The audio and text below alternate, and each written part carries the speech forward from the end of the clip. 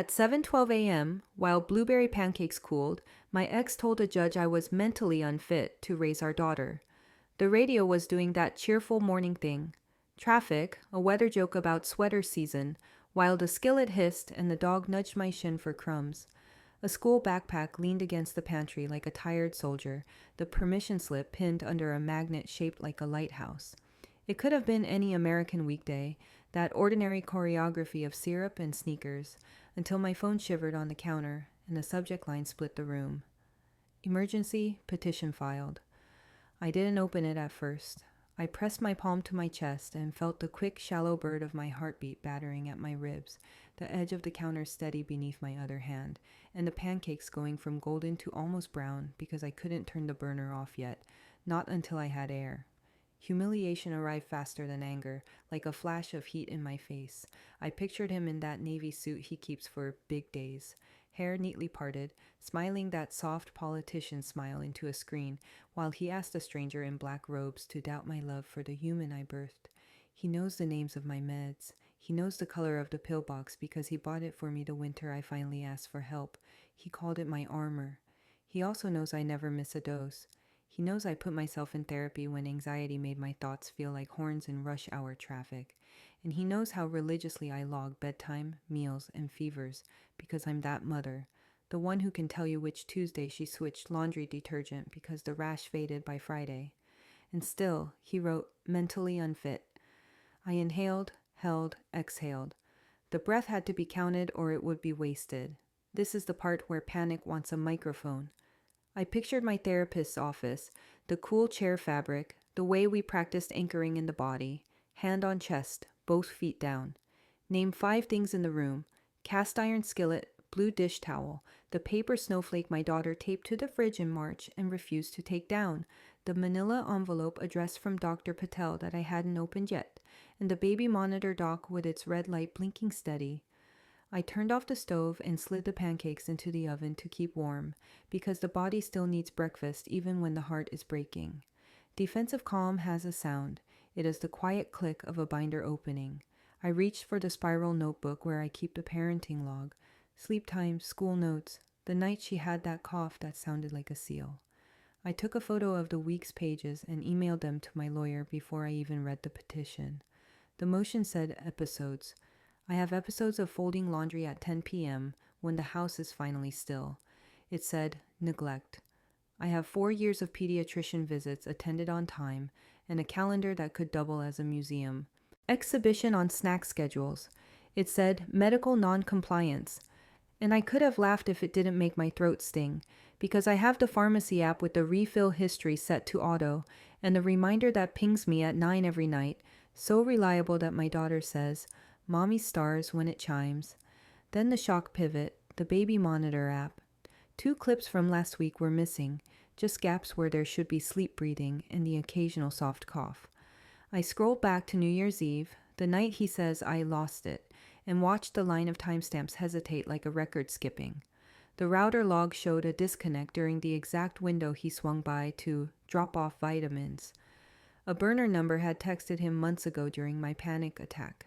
The one I told him about because co-parents share information that affects the child. The text read, "How is she?" And his reply, clipped, dutiful, managing. The words sat wrong. He's always preferred stories over facts because stories can be rearranged. I pressed the manila envelope's flap with my thumb. Dr. Patel had asked for an urgent in-person meeting, and the weight of the paper felt like a small animal trying to breathe. Doc's letter reveal could be salvation or another trap, but it was a thing I could hold, a thing with dates and signatures, and the sort of ink that doesn't lie. I did not open it, not yet. Chain of custody matters, my lawyer would want it sealed. I slid it into the tote bag beside the binder and the notebook and the phone charger because testimony runs on more than conviction, it runs on charged batteries. Mom, my daughter said, appearing in the doorway. Soft hair sleep wild, pajama pants twisted around one ankle. I knelt and she folded into me with that unthinking trust children give when they lean their full weight, the hug framing the whole kitchen into something that could still be ours. Are my pancakes ready? She asked, nosing my shoulder, and I said yes, because they were, and because we would eat before we did anything else. Protective tenderness is a muscle. You flex it by keeping the rituals, even when the ground tilts. I plated her pancakes, poured milk, signed the permission slip, tied her shoes. The radio moved on to a story about a city council vote. The dog finally gave up on crumbs and collapsed under the table with a gusty sigh. I tucked the envelope deeper in the tote and slipped the monitor into my pocket like a quiet promise to the future. When she finished, I kissed the top of her head and felt the heat of her life, the unspectacular miracle of an ordinary morning trying to survive a legal ambush. The phone rang, and the school nurse's number filled the screen.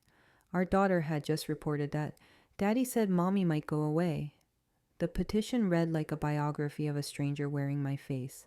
After the school nurse's call, I drove with the kind of careful focus that feels like walking a glass bridge, every motion deliberate, breath measured, one hand on the wheel and the other pressed briefly to my chest whenever the thought flared that he had already rehearsed this story to our child. I signed into my lawyer's conference room, a space with soft chairs and hard truths, and set the tote on the table with the manila envelope still sealed, the baby monitor dock blinking like an eye that refuses to close.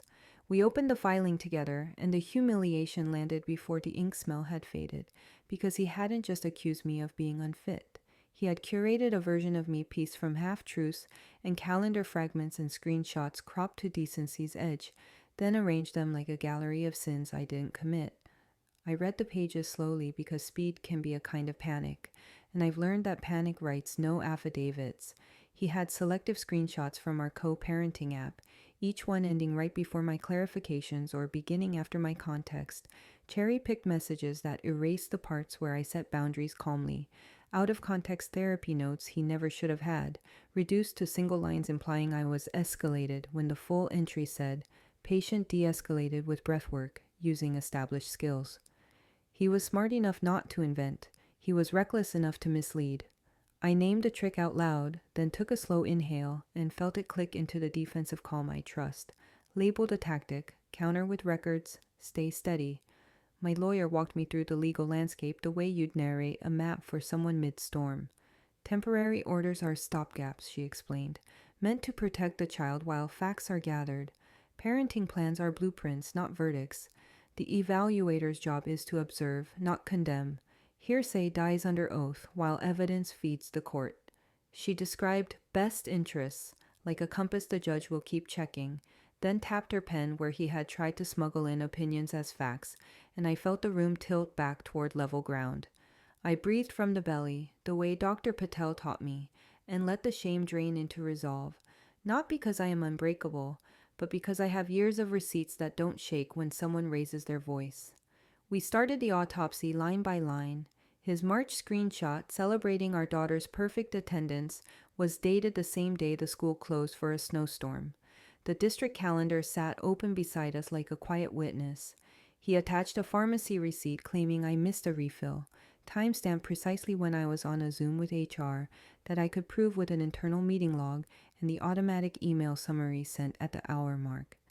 He quoted a neighbor who heard yelling on New Year's, but the baby monitor shows a black gap in the 10 minutes after his supposed vitamin drop, and the router confirms a manual disconnect that ends exactly when his car leaves my curb on the security cam across the street, fireworks from the city park pulsing in the background like a metronome for the lie. That was when his cousin called, his favorite peacemaker, voice dipped in honey, urging me to settle for everyone's sake, murmuring about how judges hate drama, and how, if I just signed a narrowed parenting plan with supervised evenings, for now, we could avoid court and heal faster. He used that pretty word heal while suggesting I accept less time with my daughter to make his path easier, and I listened the way you listen to a sales pitch you've already declined, careful to keep my tone kind and my notes thorough. My lawyer nodded at me across the table, a small approval for staying on the record, and I said I would not sign anything that shrunk our child's world to fit his fear. When the room quieted, I let myself feel the sting, and then asked for the data. Trust in records is a habit that saved me long before this. I pulled up my calendar, exported logs, printed the school emails, color-coded the timeline so that anyone could follow it with a finger and see how his story skipped like a scratched disc. My hand hovered over the manila envelope. Doc's letter revealed a promise in paper form, and I did not break the seal. Not yet. We would open it under the camera in case chain of custody became a battlefield. I wrote a note to remind myself to scan the envelope sides for any indentations, because sometimes the truth hides in the pressure of a pen more than the words themselves. That night, I slid into my daughter's room and read the long book she always picks when she wants time to stretch, moving through the pages with a voice that kept steady even when my mind wanted to race ahead to hearings and cross-examinations and the way judges watch your hands when you speak. She leaned back into me when the dragon stopped breathing fire, small and warm, the hug framing us both inside a circle no petition could redraw, and I promised again that I would not disappear, that documents are loud, but love is louder, and that I would show the people who needed to see what our days really look like, without crops, without cuts, without fear. My phone buzzed on the nightstand, and Dr. Patel's office number glowed on the screen.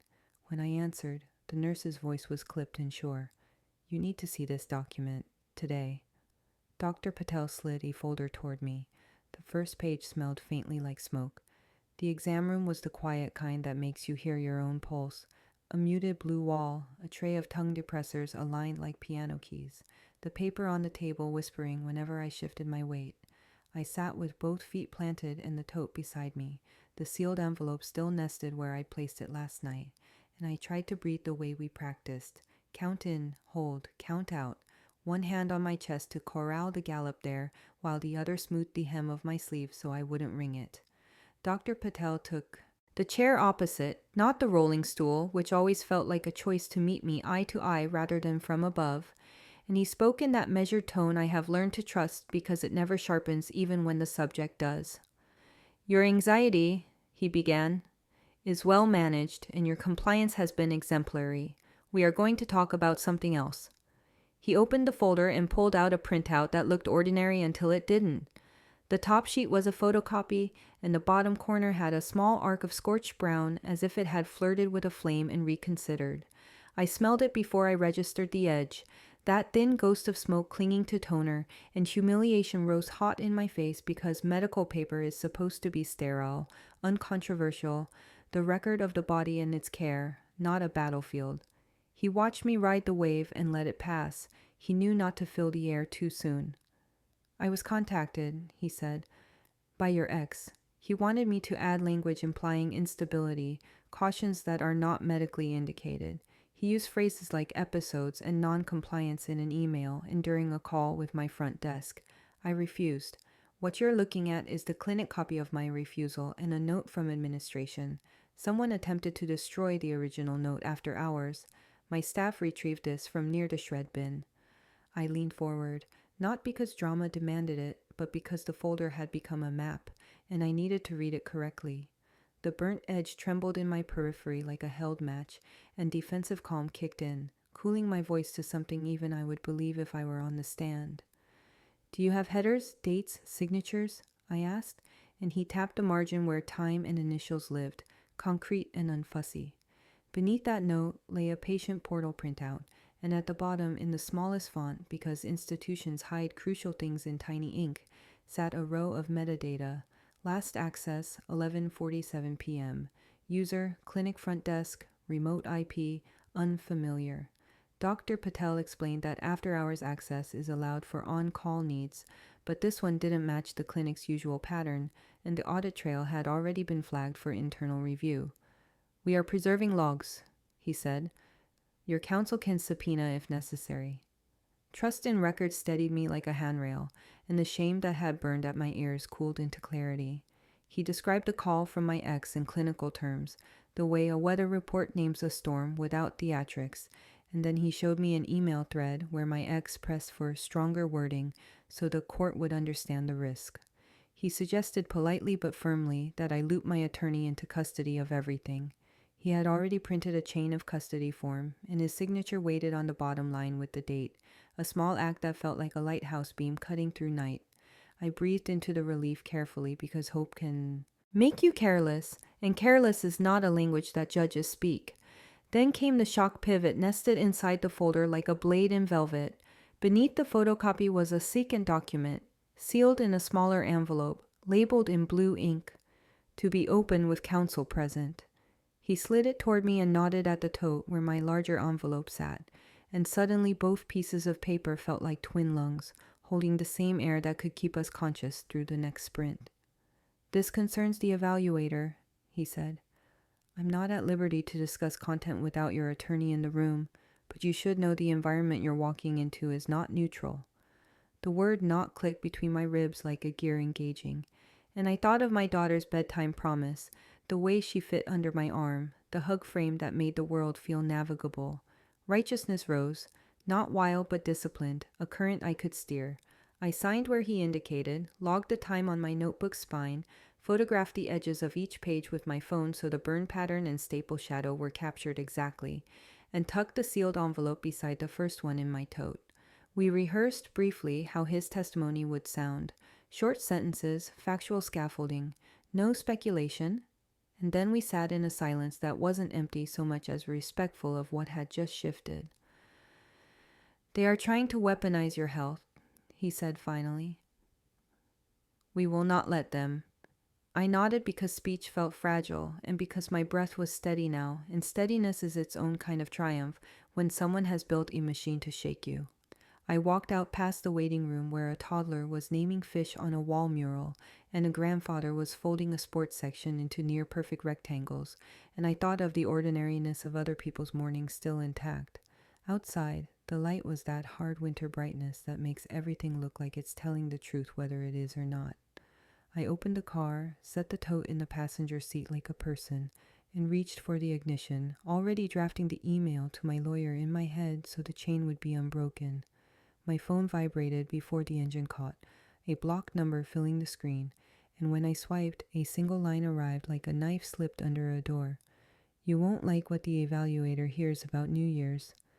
The night they say I lost it, my camera remembers silence, not chaos." I drove home from Dr. Patel's office with the tote buckled into the passenger seat like a second passenger, the sealed envelopes riding shotgun beside my steadied breath. And when the house exhaled that familiar evening hush, I went straight to the place where memory refuses to be bullied, the tech that records what it sees whether anyone likes it or not. I set my laptop on the kitchen table, pressed my palm to my chest to quiet the residual tremor from the burned edge of that clinic note, and opened the baby monitor portal that had watched over our daughter's sleep on New Year's Eve, while we counted the soft ticks of a routine bedtime. New Year's was quiet, almost ceremonially so, a stubbornly ordinary night chosen on purpose because noise can tip my thoughts into bad neighborhoods, and because my daughter wanted glow-in-the-dark stickers more than she wanted fireworks. We ate spaghetti, we played the board game where she cheats with the gentleness of a saint, and when the neighbors shouted 10, 9, 8, I tucked her into sheets that still smelled faintly of lavender, breathed with her until her lashes stopped fluttering, and looked at my phone only to text the therapist who taught me to meet panic with skills rather than shame. The spiral arrived the way it always does, like a fog closing a few feet around me rather than a cliff opening beneath me, and I named it, breathed through 4 counts, held for 4, exhaled for 6, called my therapist's voicemail to narrate myself back to earth, and let the quiet do its job until midnight turned into the new year without a single broken dish or raised voice. The portal loaded thumbnails like postcards from a timeline that should have been dull enough to bore a judge, and then it stuttered into a shape that did not belong. A black band between 11:54 p.m. and 12:04 a.m. A 10-minute blank that matched his affidavit like 2 halves of an accusation pressed together. He says I screamed. The camera says it slept. I clicked the clip before the gap and watched the familiar rise and fall of small breathing. The teddy bear slumped in its usual post, the white noise machine painting the room with nothing. I clicked the clip after and found the same, the timestamp marching forward with an air of steady competence, and my humiliation cooled into the more useful burn of questions that wanted answers with receipts. I pulled the router log next because home internet is a diary that never learns discretion, and the entries lined up in tidy columns until one did not. A manual disconnect at 11:55 p.m., a reconnection at 12 until 4 a.m., the exact width of the monitor's amnesia. I scrolled to the doorbell app and saw his face in fisheye, benign smile framed by a knit cap, holding a brown paper bag he called vitamins because he likes to cosplay caretaker when the role pays, and the timestamp kissed the disconnect by less than a minute. I could hear my therapist's voice in my head saying, "Name the thing so it doesn't name you," and I wrote in my notebook, "Gap aligns with visit," then underlined it twice, because there is a difference between feeling trapped and finding a hinge. The neighbor who swore she heard yelling had described it with a relish that should have tipped me sooner, and my lawyer had already subpoenaed her audio if it existed, so I opened her public ring camera neighborhood posts, the ones she uses to catalog package thieves and teenage doorbell pranks, and replayed her New Year's clip because she loves a holiday pan. The only yelling was from the park 2 blocks away, the countdown splintering into fireworks that cracked against the cold air like stitched laughter, timing themselves over the exact minutes my house supposedly ruptured. I let the screen glow against my palms until the fireworks finished, then took a long inhale and felt, for the first time that day, the beginning of steadiness that doesn't ask permission. Trust in records is not showy. It is spreadsheet work and column labels and the way a cursor moves like a metronome, while you drag timestamps into a table no one can shake with adjectives. I exported raw data from the monitor and the router, saved them twice, printed them once, and built a timeline labeled with school calendars, pharmacy refills, and a tiny icon for each time the doorbell smiled at his vitamins. I could picture a judge following it with a finger the way my daughter tracks words in a picture book, and for once the image did not terrify me, because clarity is a kind of tenderness you can offer a stranger who has to decide your life. The shock pivot arrived not as a scream, but as a small realization that still managed to ring. The monitor had been set to auto-update firmware at midnight on holidays, a feature I turned off 6 months ago because it once froze during a nap. The setting page showed manual updates only, yet the system log nodded toward an update check at 11:56 p.m., a check that should not have run unless someone in the house or on the network told it to try. I wrote the manufacturer and the cloud storage company in separate emails, requested access logs with IP and user agent, and copied my lawyer because paper trails are less useful when they wander off alone.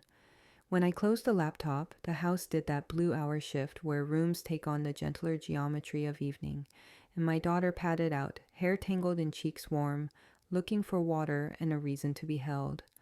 I lifted her and felt her weight settle into my left shoulder, the hug framing the kitchen like it had the morning of the petition, and I thought about how ordinary love refuses to dramatize itself, even when everything around it is staging a scene. I carried her back, tucked the blanket under her feet the way she likes, and stayed until her breath lengthened into that steady wave I could ride if the world tried to throw me. When I returned to the table, an email from the evaluator was waiting in my inbox with the subject line "Home Visit," and the body announced with clipped cheer that she would be arriving tomorrow morning. Her smile was soft, her questions sharp enough to draw blood. I woke before my alarm, the house holding its breath the way it does before company, and set about arranging our life in a way that wasn't really arranging at all, just letting the truth be visible. Toys were binned by category so small, hands could find what they loved without chaos. Medication lived in a locked steel box inside the upper pantry, the key nested on my wrist by a slender ring that clicks when I turn it. The safety plan sat in a clear sleeve on the fridge beside the school calendar and the pediatrician's magnet. A quiet covenant with common sense that requires no applause. I made pancakes because routine is an argument the body believes, braided my daughter's hair while she narrated a dream about penguins, and hugged her until her shoulders dropped, the hug framing us both into something steadier than the day's premise. The evaluator arrived right on time, a winter sun slanting at her back, scarf neat, clipboard discreet, pen tucked like a wand. Her first smile said neighborly. Her first question said cross-examination. "When did you stop taking your meds?" She asked in the kitchen, standing 3 feet from the locked box I'd already pointed out, and I felt humiliation prickle my scalp before I steadied it with a hand on my chest and a breath that went in for 4, rested politely, and left for 6. "I haven't stopped," I said, and slid over the pharmacy refill history printed straight from the app, the dates lined like fence posts. "I'm adherent. My primary can confirm. My therapist can, too." She nodded without writing, the pen hovering like it was waiting for the version she'd been primed to hear. Her phrasing didn't just suggest she'd read his story first. It carried his rhythm, the way he loves to make ordinary things sound as if they're mischief. There's a friend's statement describing a pattern of inconsistent self-reporting, she said, and the sentence clicked in my ear with the exact cadence of his text when he's playing prosecutor over the most human mistakes. I asked for the name of the friend. She demurred to protect the process. I asked for the date of the statement. She said, recently. The language, pattern, inconsistent, self-reporting. Stacked like a Jenga tower he'd been building for months, and I saw his cousin's fingerprints on the blocks, the peacemaker who isn't. So I did what I do when I refuse to be named by someone else's font. I introduced the discipline of documentation. On the dining table, I laid out my daily log, pages of sleep and meals and notes about sore throats, every entry signed with the time I wrote it because judges love clocks. I set my therapy attendance on top, the dates and signatures crisp, because care is a habit, not a performance. My employer letters were clipped together, HR confirming my schedule and attendance, my manager noting consistent performance. I slid over the router logs and the baby monitor exports with their clean 10-minute gap and the time-stamped doorbell clip of his knit cap and paper bag. You're welcome to verify each with the source, I said, calm enough that a bowl could have balanced on the top of my voice. I'll sign the releases now. She raised an 18 eyebrow as if generosity was a tactic, and I let her think it if it meant she'd actually call. We walked through the house as if it were testifying. She checked the outlet covers with a glance and the pantry locks with a light tug, read the safety plan without comment, and paused at the fridge where my daughter's sticker chart bloomed with gold stars that are given for bravery and brushing teeth, not for being quiet. In the bedroom, she peered at the baby monitor with professional skepticism that is its own kind of faith if it's evenly applied. About New Year's, she said, soft smile returned, blade sheathed. Tell me what happened. I told it all, the way I would tell it under oath. The spaghetti, the bedtime, the fog of panic that I steered with breath and a voicemail to my therapist, the countdown heard through double-pane windows from the park, the manual disconnect that aligns exactly with his vitamins visit. I handed her a printed timeline with icons even a tired court could follow. She studied it for a beat longer than polite. Have you had episodes? She asked, feeling for a word she could place on a shelf labeled concern, and I let the breath out slow so my answer wouldn't arrive dressed in defensiveness. Anxiety, yes. Managed, documented, skills in place, I said, tapping the plan taped to the fridge, its plain language almost beautiful in its refusal to dramatize. Non-compliance, she ventured, and I handed over the refill history again with a different finger, the way you offer a jury a second look at the same photograph until their eyes start noticing what's actually in it. Would you like me to authorize direct conversations with Dr. Patel and my therapist? I asked, already printing the hypo and ROI forms because trust, once offered with documentation, stops feeling like theater and starts feeling like architecture. When she sat at the table to jot notes, a sheet slipped from her folder. I saw only a corner before she tucked it back, a clinic header that looked like a compressed JPEG, the serif smudged where real letterhead never smudges, the kind of counterfeit that lives in printer trays after someone tries to make an email feel official. Shock pivot, quiet but vertical. May I see that? I asked. She said she couldn't share submissions, then added almost kindly, it will be weighed appropriately. The word weighed made me think of scales and hands on them, and I pictured the smaller envelope in my tote, Dr. Patel's to be opened with counsel, and felt a steadiness I hadn't expected, like a dock underfoot in a tide. My daughter wandered in with a doll on her hip and pressed her cheek to my thigh without breaking the evaluator's gaze, comforted enough by the room's temperature to ask if we could make cocoa when the lady was done. Protective tenderness isn't theatrical. It's the way a child leans without looking. I smoothed her hair with my free hand and said, we could. And the evaluator watched the hug frame land and settle like evidence no one could fake because it wasn't offered to her. It was offered to me. At the door, scarf looped, pen capped, she thanked me for my time with that same soft smile, then let the second blade flash as if by accident, eyes flicking to the counter where my tote waited. He told me to watch for the letter, she said, almost breezy, and stepped into the winter light before I could decide which letter she meant. I found the letter in the diaper bag side pocket, signed in his looping blue ink. I was tidying after the evaluator left, smoothing the counter with the flat of my palm, like I could iron the day back into a tolerable shape, when my fingers hit a stiff edge in the diaper bag side pocket we barely use now that my daughter is out of bottles. The paper was folded twice and warm from being carried in silence. My chest did its small kick of warning, that hummingbird stutter I've learned to greet rather than fight, and I pressed my hand there the way Dr. Patel taught me, counted in for 4 and out for 6, then opened it on the kitchen table as if light itself might interrogate the truth out of it. His ink leaped first, the sentimental loops he learned from writing thank you notes to donors at his firm, his name sitting confident at the bottom of a page, dressed up as clinical proof. The top line called itself a statement, complete with a clinic header that felt slightly wrong, like a smile that shows the wrong number of teeth.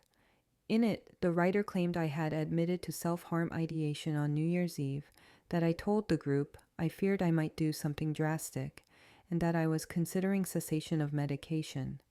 I read it twice because the words were foreign enough to feel like I'd stumbled into a stranger's house and realized too late, and humiliation surged so fast it tasted metallic. I have never said those words. I've never been in a group.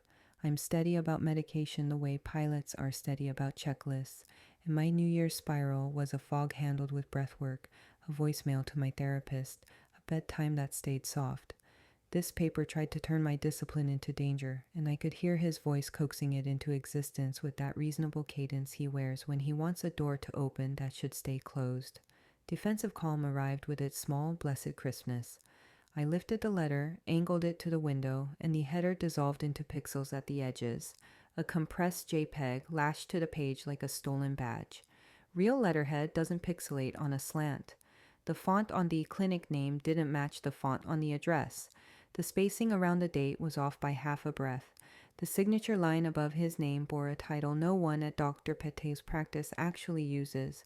I laid one of Dr. Patel's real after-visit summaries beside it, the way you place a clean bill next to a counterfeit, and the mismatches multiplied until even my hurt could see them plainly. Breadcrumbs began to align like magnets. The text referenced a group session at 6 p.m. on New Year's Eve, at a practice that doesn't run groups, at an hour I can prove I was home cooking, at a clinic that was closed for the holiday with an automated message I'd heard the night my chest first learned to stutter. Before I could breathe through the outrage, the phone rang with her ringtone, the maternal soprano of his mother, tremulous and trained. She led with concern and landed on the target, begging me, with a softness that had cut me once before, to seek inpatient help for everyone's peace. She slipped in the word stabilization like she was offering me a blanket, repeated no shame twice, and assured me that stepping away for a few weeks would show the court I put my child first. I let her talk because people reveal themselves when you give them room, and because I wanted to hear if the script had been rehearsed. When I said I was under medical care and stable, and that my physician would be happy to speak with any professional who needed confirmation, her voice thinned as if I had turned off the music at a party. She pivoted to grandchildren needing consistency and hung up with a blessing that sounded more like a warning. I set the phone down, steadied my breath, and did what the day demanded. I scanned the letter at high resolution, front and back, captured the fold lines and the tiny ink bleeds where his pen had hesitated, and sent it to my counsel with a subject line that read, "Purported statement, possible fabrication." I photographed the diaper bag pocket where it hid, logged the find with time and place, and slid the original into a clear sleeve so no one could say it had changed while it lived with me. Chain of custody isn't dramatic. It's a series of small, boring acts that keep the truth from being glamorized into something it never was. I added a note to the timeline, flagged the compressed header, and attached an image of a genuine clinic document for comparison. Then I printed everything twice, because paper has a way of walking off when it becomes inconvenient. Trust in records gave me back my balance, and with it came the shock pivot I had been half expecting since the evaluator's scarf flashed at the door. If he was confident enough to photocopy a counterfeit into existence and hide it in my bag like a magician swapping cards, then he was close to someone with access to my world or my routines, and the circle of suspects tightened to unlovely intimacy. I thought of his cousin's peacemaking, the neighbor's coached memory, the evaluator's compressed header sheet sliding back into her folder, and felt something inside me lock into place that had been rattling all week. Righteousness does not shout, it aligns. I would bring the letter to the one person whose ink had never lied to me. When I picked up my daughter from school, she ran into my arms with that unself-conscious velocity that children reserve for the person they believe is home. And I held her a beat longer than usual, the hug framing us against the late afternoon, sunlight banding the hallway like a curtain about to rise. We made cocoa because I had promised it after the home visit, and I let her choose the marshmallows and the bigger mug because control can be a kind of balm at any age. I tucked her into the couch with a blanket, kissed her hairline, and opened my phone to message my lawyer that the package was coming, sealed and documented. The screen lit before I could type, Dr. Patel's name pulsing over an incoming text, and I felt my breath settle even before I read it. Come in at 4 p.m., bring the letter. I need to show you something. Sign. If they were going to bend time, I would nail it to the wall. I cleared the dining table like I was setting for a holiday, only the centerpiece was a laptop and the candles were stacks of paper that could outlast anyone's version of events. The tote took its usual place at my elbow, the sealed envelopes like sleeping witnesses, and I started with my breath because the body is the first courtroom you enter. Hand on chest, count in for 4, hold for 4, out for 6. The hum in my ribs eased into something usable, and I began with the bones, a master evidence board that respected the clock more than any person in this story. I exported phone logs and highlighted calls that intersected with key events, pulled router data into neat columns, layered GPS pings from school runs that mapped our mornings like heartbeat spikes, printed pharmacy receipts to anchor compliance in ink, and requested my work badging records to track the days he insisted I was unavailable. I printed the district calendar, added the pediatrician's visit summary dates, and pulled the baby monitor system log, even though I'd memorized the gap. When the board looked like a city map, I slid the counterfeit statement beside a genuine after-visit summary from Dr. Patel's office, and the differences re-announced themselves with that slow, righteous satisfaction that comes from truth, showing its face twice. The burnt edge on the earlier clinic note he'd tried to shred in their office kept snagging my eye, a crescent of heat that looked less like an accident and more like a signature. I Googled office shredder malfunction images until I found one that left a similar kiss when paper jammed against a heated roller, and the pattern matched the arc on my copy down to the way the dark faded at the edges. His firm uses that exact model. He once bragged about how quickly it eats mistakes. I laid a photo of the model beside the page, not because I intended to argue the physics of destruction in court, but because details are leverage, and leverage works quietly. Trust in records can feel like learning a dialect that tells the truth even when the speaker doesn't want to.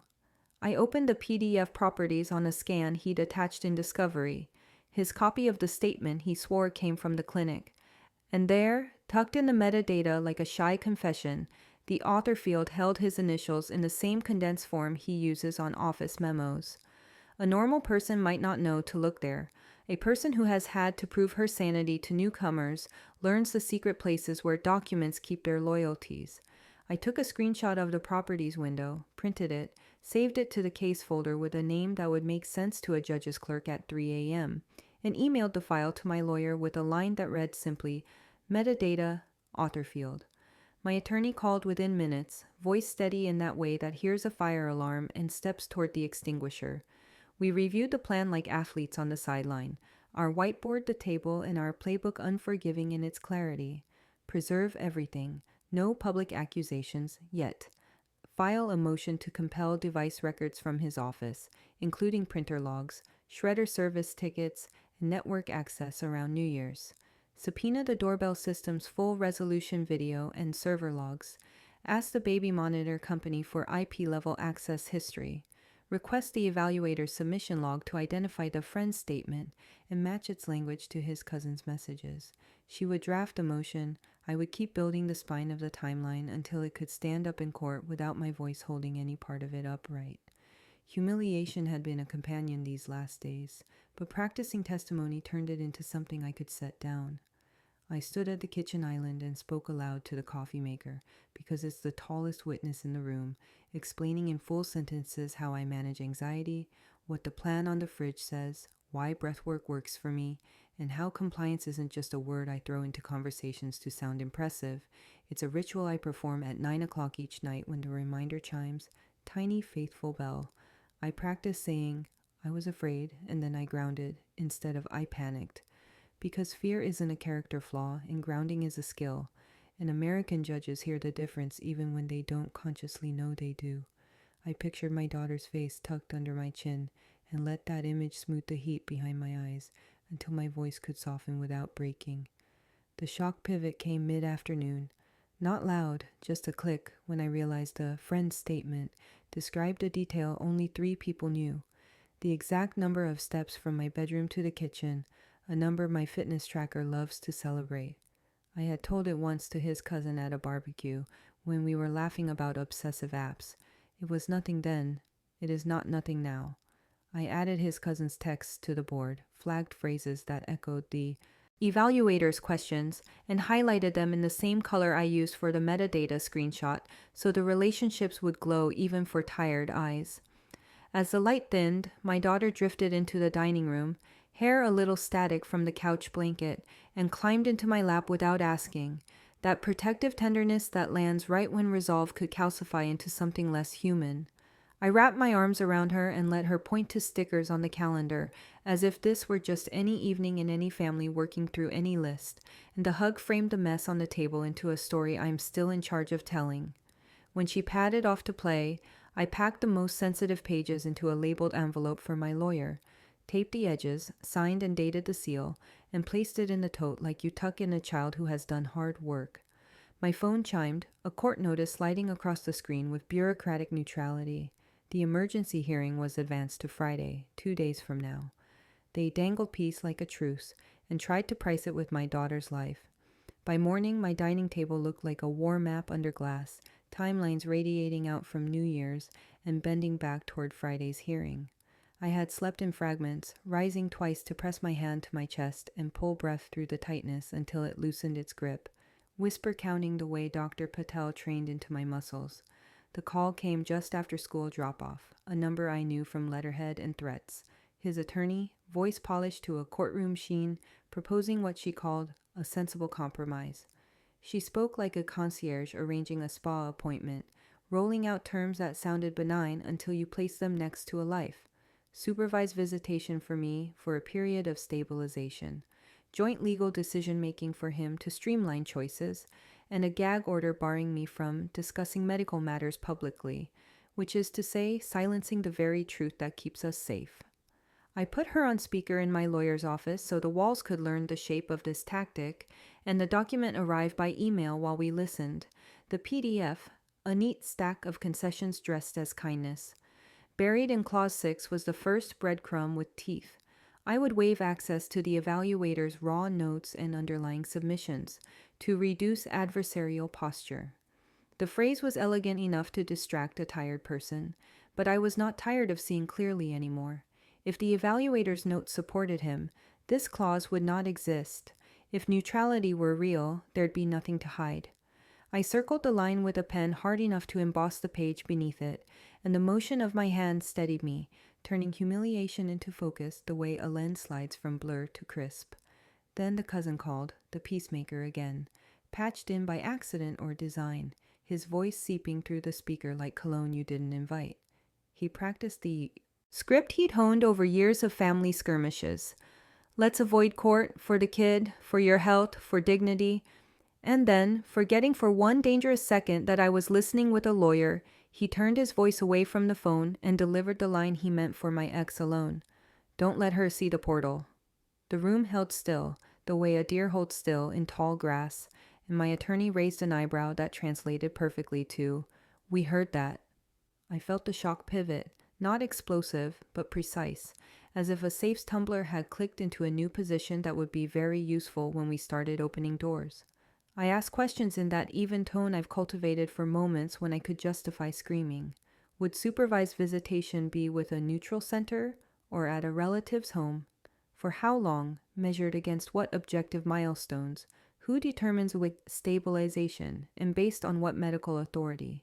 Why joint legal if I have been the parent making the appointments, filling prescriptions, handling school logistics without fail? Why a gag order when the only thing I have spoken is the existence of records? What legitimate purpose does a waiver of evaluator notes serve, other than keeping me from seeing which friends submitted statements they cannot defend aloud? My lawyer added that we would accept no agreement that sterilized the evidentiary trail or precluded discovery of digital logs, and she said it with the courteous iron of someone who has memorized the weight of a gavel. They countered with the sales pitch of a lifetime membership. Just sign, and this goes away.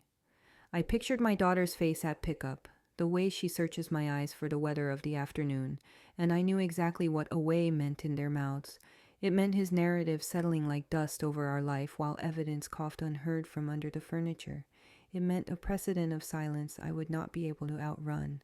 I declined, politely and completely, documenting every word as it left my mouth, time-stamping the call, saving the PDF with a file name that included the minute it arrived, and emailing a summary to myself and counsel because the habit of leaving breadcrumbs for my future self has become a kind of armor I can actually lift.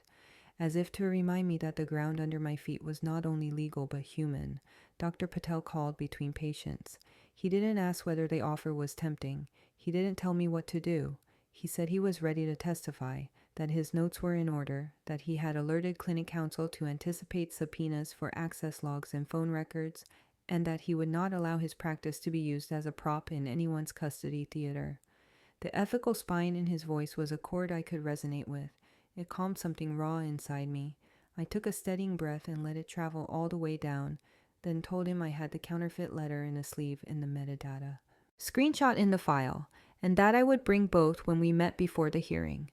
I drove to school to bring my daughter the library book she'd forgotten, and she spotted me in the hallway and ran, footfalls echoing like a drumline down a tunnel, arms up, no hesitation, just that singular trust that says, home is not an address, but a person. I knelt and she folded in, the hug framing out the courthouse and the table and the clauses and the cousin, everything narrowing to the important fact that we were warm and real and unsupervised by anything except the clock on the wall counting down to pickup. I told her I loved her in the ordinary way that makes love durable, then watched her return to class, ponytail flicking, trust unshaken. Back in the car, my phone lit with my attorney's name, a call that cut through the afternoon like a bell. "There's a development," she said, voice brisk with purpose. "Come to the office, now." On the conference table lay a color printout, and his mistake glowed red. I arrived at my lawyer's office still carrying the static of that settlement call in my shoulders, the one that tried to dress surrender as wisdom, and I pressed a palm to my chest in the elevator, counting myself back into my body before the doors opened. The conference room was glass on two sides, city winter light washing the table where my attorney had arranged a quiet ambush of facts. Front and center sat a color printout from Dr. Patel's patient portal, the audit log bands alternating white and gray like breath marks. And there, in a line my eye found the way a mother finds her child in a crowd, was a red highlight sheet dragged across an IP address. "This," she said, tapping once, "resolves to your ex's office network. Repeated attempts, late nights, credential failures. He forgot about HIPAA, and he forgot that access logs don't accept charm as a password." Humiliation flickered. How dare he try to climb through my care to build his case? But the feeling burned clean, and defensive calm took its place. The portal showed a pattern. December 30th, 11:58 p.m. January 1st, 11:47 p.m. 2 more attempts threaded through the days he was most performative about concern. Each time someone had clicked toward my chart and been rebuffed, save for a single success from the clinic's front desk that matched an after-hours call Dr. Patel had already documented. My attorney slid over an affidavit draft from the clinic's IT lead, explaining the log format in idiot-proof prose, the kind that holds in court when opposing counsel tries to make screens lie. "We'll move to compel devices from his firm," she said. "They don't get to nibble the edges of your privacy and pretend it was hunger for truth." Then she opened a folder labeled with a timestamp and the word cash, and my stomach did that tiny drop thrill rides charge for. Inside was an anomaly object as brazen as it was sloppy, A second draft of the letter. He had planted in the diaper bag, recovered from temporary files on a shared workstation image the clinic's counsel had preserved the minute the counterfeit surfaced. The file opened with track changes on, crimson bubbles shouting in the margin where he had massaged meaning like a PR team handling a scandal. I watched his edits walk the sentence from anxious to unstable, watched the phrase consistent with situational stress become suggestive of a pattern of decompensation. And there, twice, watched the exact words, mentally unfit, march onto the page under his cursor's authority. The author metadata bore the same initials I'd already screenshotted, a tidy echo that would sound deliciously loud under oath. I felt fear try to drag a chair to the table. It always wants a seat when the stakes rise, and I replaced it with the warm, heavier thing that has kept me from dissolving all week. Trust in records that are built to outlive spin. Strategy grew a spine in the air between us as my lawyer dictated and I typed, fingers steadying as they made a to-do list the court could respect. Subpoena the internet provider for subscriber information tied to those redlined IPs. Serve his firm with a preservation letter for workstation images, printer queues, and shredder service tickets. Request the evaluator's source statements and the dates they were received, with identifiers sufficient to test credibility without blowing privacy. Obtain a forensic image of my devices, voluntarily, so they cannot allege I edited what I'm accusing them of fabricating. Issue discovery for the neighbor's original audio files and ring cam masters. Chase the baby monitor company for IP-level access logs with user agents intact. My attorney's voice clicked through each item like a metronome for justice, and the meeting room took on the feeling of a well-tuned engine. We rehearsed without raising our voices. I practiced clear, non-reactive language for court, sentences that carry emotion without leaking control.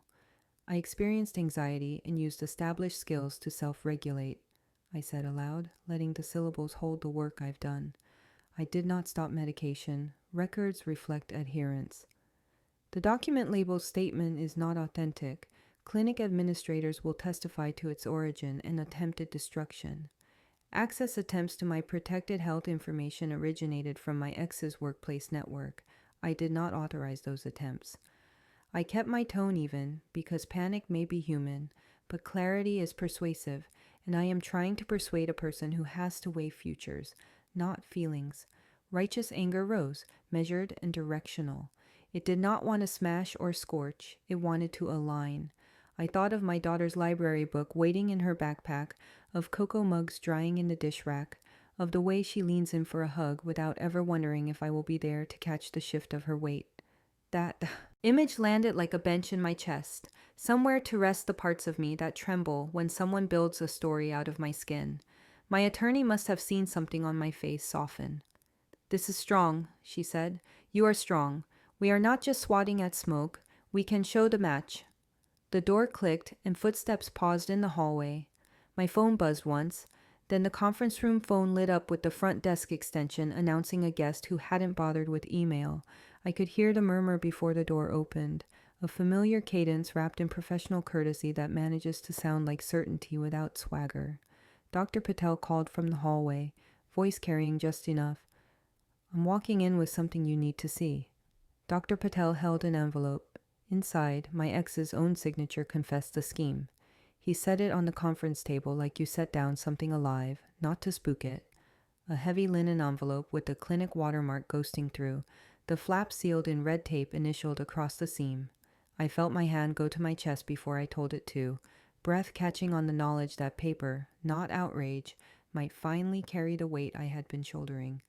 My lawyer slid the chain of custody form across to him, and we watched his pen move, date, time, location, each stroke one more rung on a ladder out of someone else's story.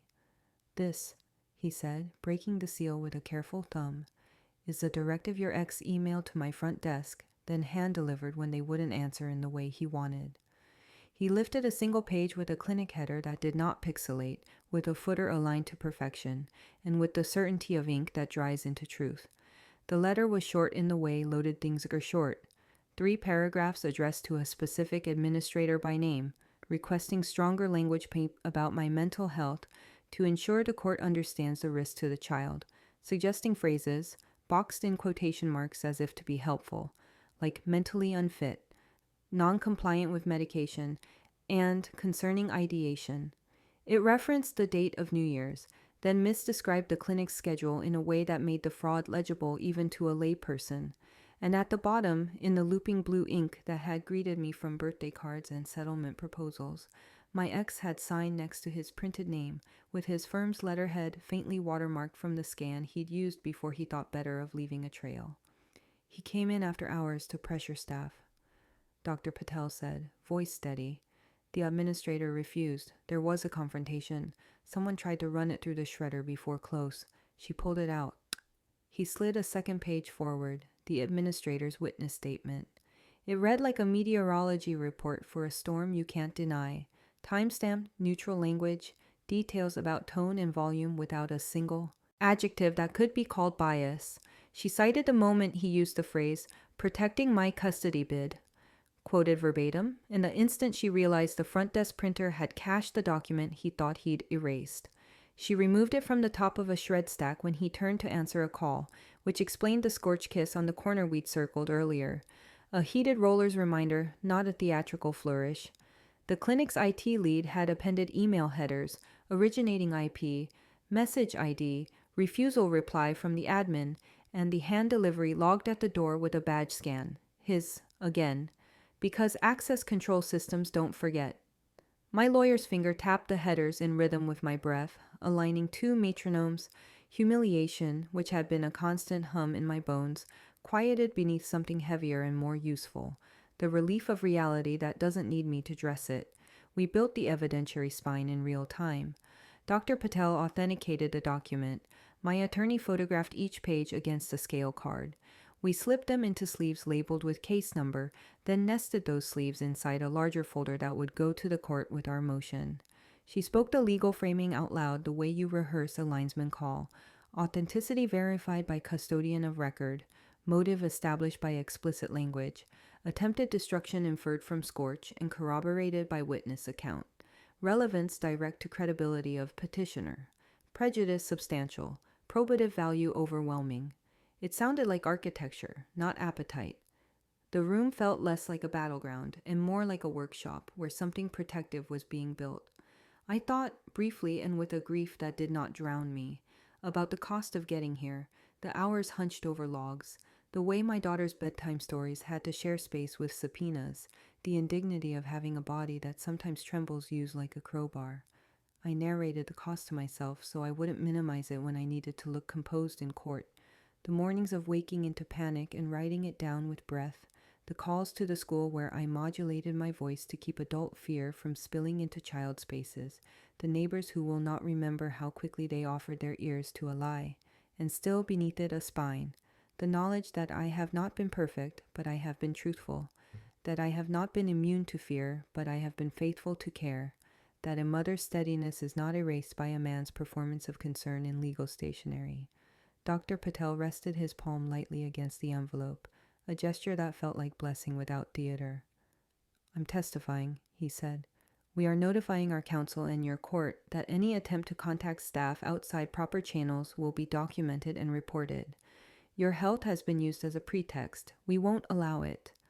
I took a steadying breath and let it go long enough to reach my feet.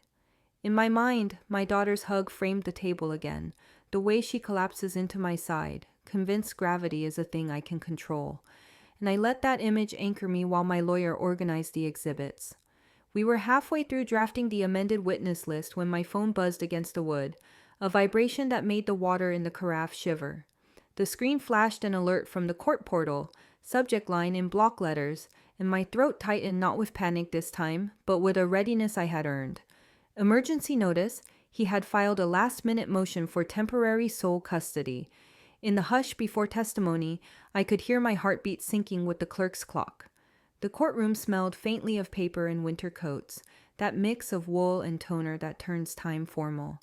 I took the witness chair after affirming, palm still tingling from the oath, and found the rhythm I'd practiced in the kitchen, the breath I'd numbered while the coffee maker blinked back at me.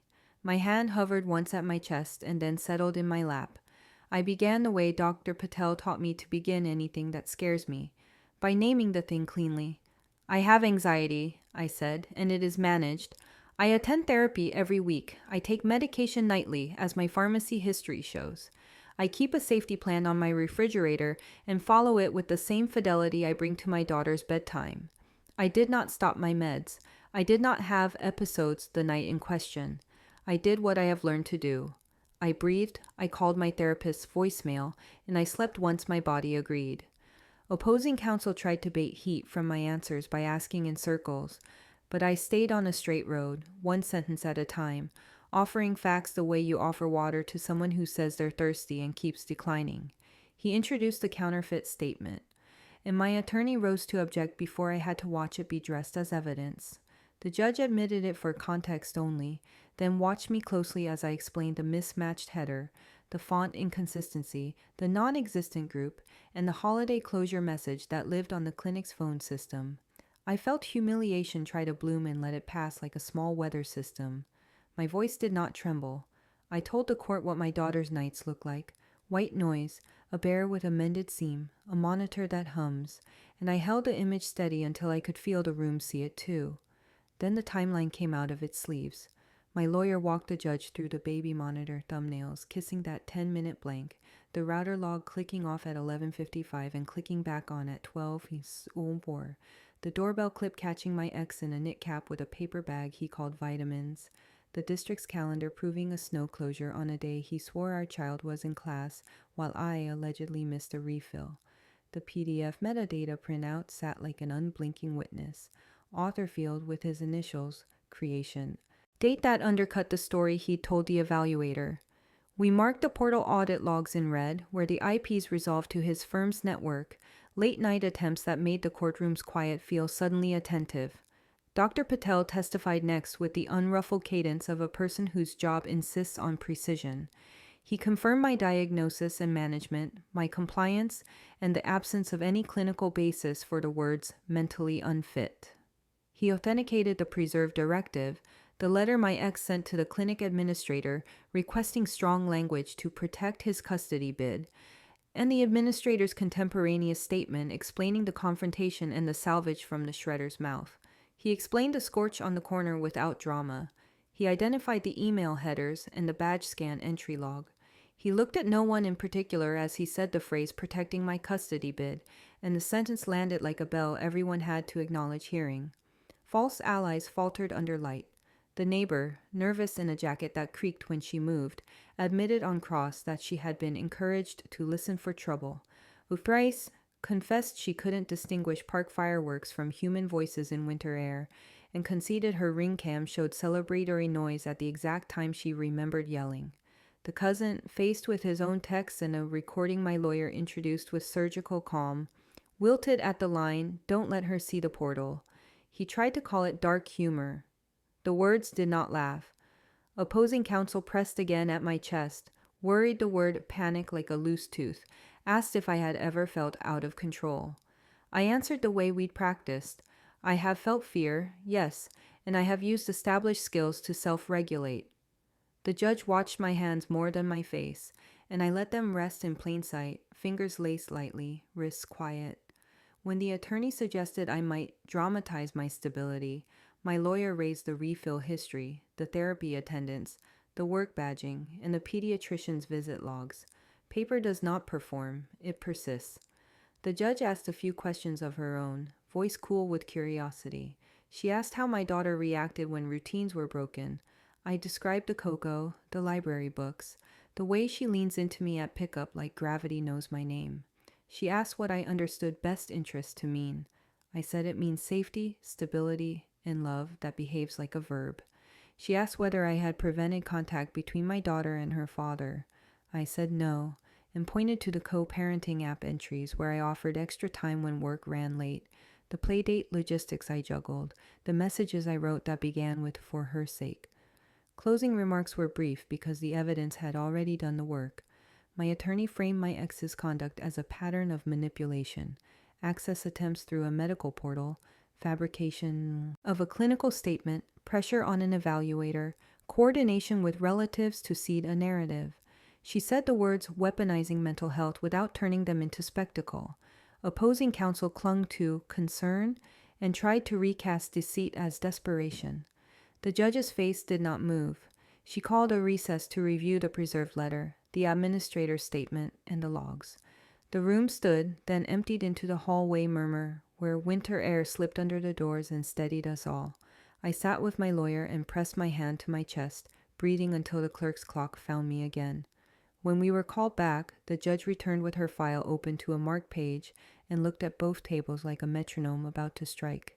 She lifted the letter, tapped the signature with her pen, and said, "Here is the court's decision." When the gavel fell, the future sounded like a door unlocking.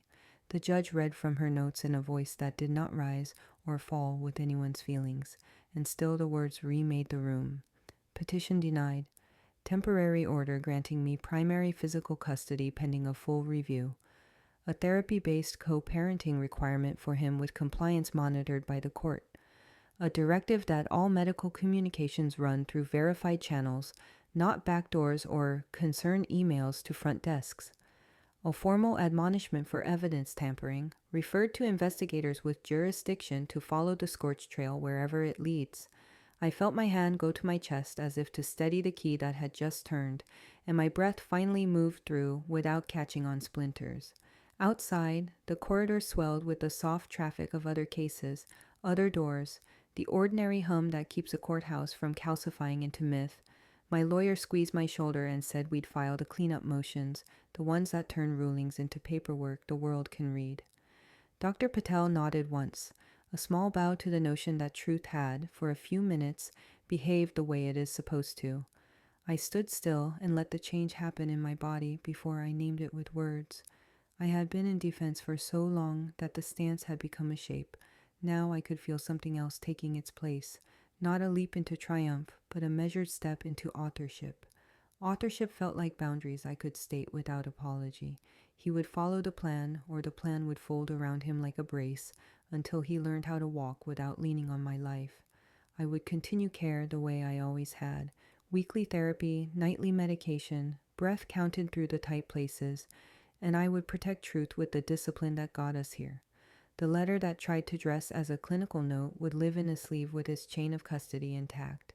The scorched edge, once a burn of humiliation, now a signature of survival, would sit beside the administrator's account as a reminder that some people pull paper from a shredder's mouth and call it a day's work. The baby monitor gap would be archived with router logs and doorbell clips, not as relics of a fight, but as artifacts of a system that, when pressed properly, held. Back home, the house received us in the way only houses learn. Light tipped across the dining table where the timeline still lay like a map of a country we had crossed. I made cocoa because ritual is not a luxury, it is a spine. My daughter climbed into my lap with the entitlement of the beloved, and I folded my arms around her until the day's edges blurred into something kinder.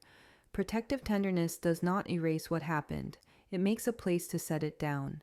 She told me about a spelling test and the new boy who brought a marble that looked like a planet, and I answered with the cadence of a mother whose voice has weathered cross-examination and come back still hers. There were calls to return and forms to sign.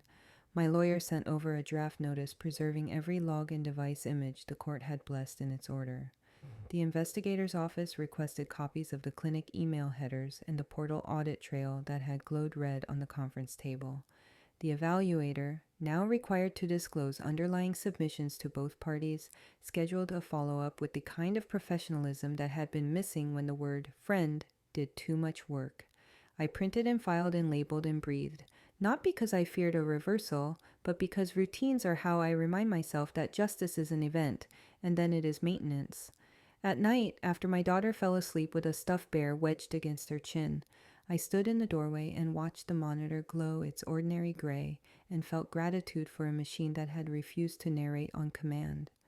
I thought about the parents who don't have time to learn the language of logs, who don't know that PDF properties carry authorships like fingerprints, who don't have a doctor willing to stand between them and a story written in someone else's font. Forward motion arrived not as a vow shouted into the dark, but as an email drafted carefully to a support group I had found at 2 a.m. months ago, offering to teach what I had been forced to learn. How to export a timeline, how to ask for audit trails, how to insist that best interest is more than a slogan. Dr. Patel wrote once more, short and human. Proud of you, keep breathing. We'll be there as long as the court needs us. My lawyer added a line that felt like a benediction. Rest tonight. The truth is filed. I put the envelopes, the real ones, into a drawer, not hidden, just housed, and placed the binder on the shelf where I keep school art and immunization cards, the unglamorous archive of a life. The scorched corner peeked out like a reminder that even near misses can be repurposed into marks you carry without shame. In the morning, the dog nosed my knee for crumbs. The radio tried a joke about traffic, and I packed a lunch with a note folded into the napkin. At drop-off, my daughter ran back for a second hug, the kind that reorders air, and I held her until the teacher waved and the clock nudged us on. I walked back to the car lighter, not because the fight had disappeared, but because it had been named and measured and set within terms that protected the smallest person in the story. I will tell this whole thing again, with scene work and the exact words spoken when the letter came out, with the courtroom silence when the portal logs went on the projector, with the way the judge's pen hovered over his signature and then descended like a decision made of gravity. I will show you each beat so that anyone who needs a path can step where I stepped and find ground instead of air. For now, I will ask the question that still rings in the quiet after a gavel, because answers tell us who we are when the stakes are human. If someone rewrote your story to steal your child, how would you prove the truth? If someone tried to rewrite your story to take your child, how would you prove the truth? Tell me in the comments. I read every one of them. If this story hit home, hit the like button so more people fighting quiet battles can find it, and subscribe with the bell on, because the next episode exposes what happened after the courtroom doors closed. Share this with someone who's ever been called unstable for simply standing their ground, and drop the word truth below if you're with me. When this video hits 1,000 likes, I'll pin the full evidence request template I used so no one else has to face this alone.